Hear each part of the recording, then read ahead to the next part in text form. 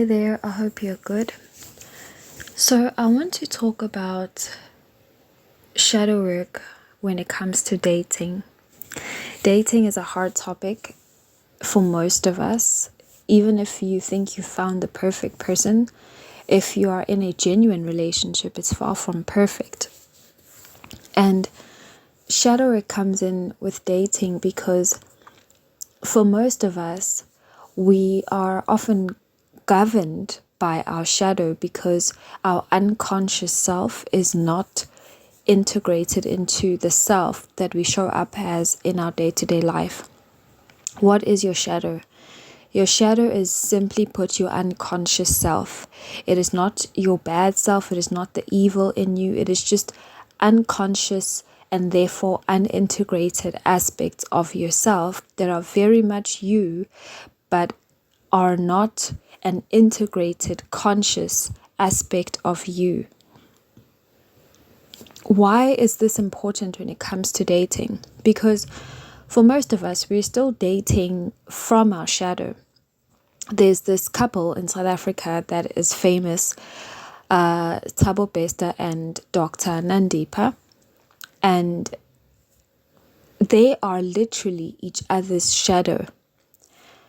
Thabo Bester is Nandipa's shadow. She was the quintessential good girl who became a doctor, who was a model citizen.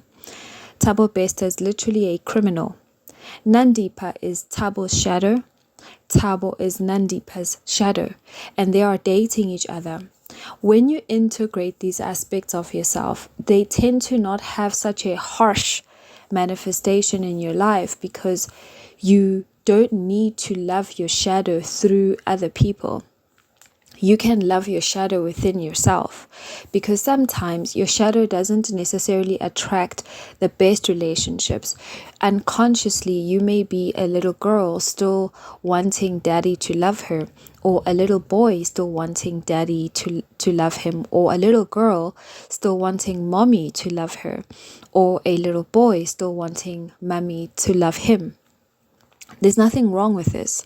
This doesn't make you weak or shallow or pathetic.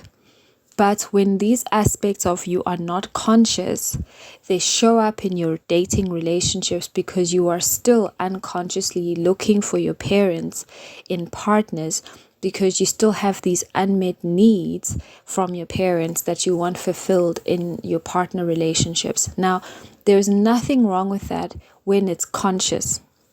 When you make that conscious and you understand that, oh, I, as a 30-year-old man, need a very mothering woman because I have unmet mother needs.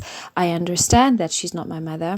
I understand that she can never be my mother, but I'm going to do the shadow work and the inner work to heal my inner child and still honor my need to consciously be with a woman who is very mothering towards me. And sometimes you go through a phase, right, where you need certain things and you get partners who fulfill those needs.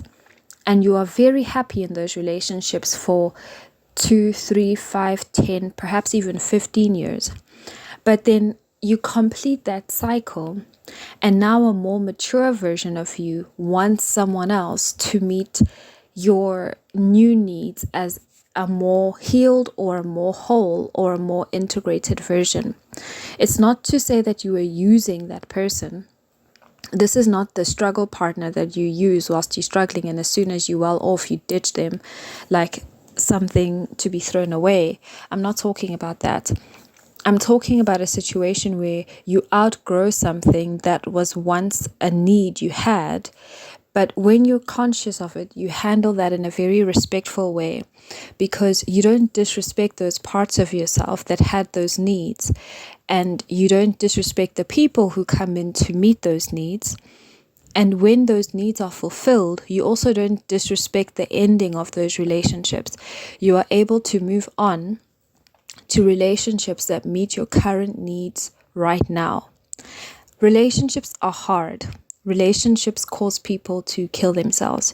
Relationships cause depression. Relationships can end in death and violence. We are currently observing 16 days of activism against violence towards women and children in South Africa.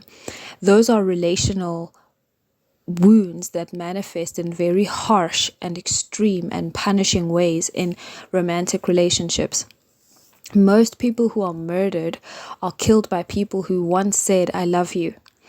So the importance of doing shadow work when it comes to relationships is very clear, because how we are going about relationship is not only privately toxic, but it is fatally dangerous.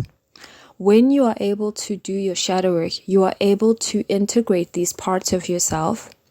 And when you can consciously operate in those aspects of yourself, you are less likely to get into toxic or harmful situations where you are harmed or you are harming others.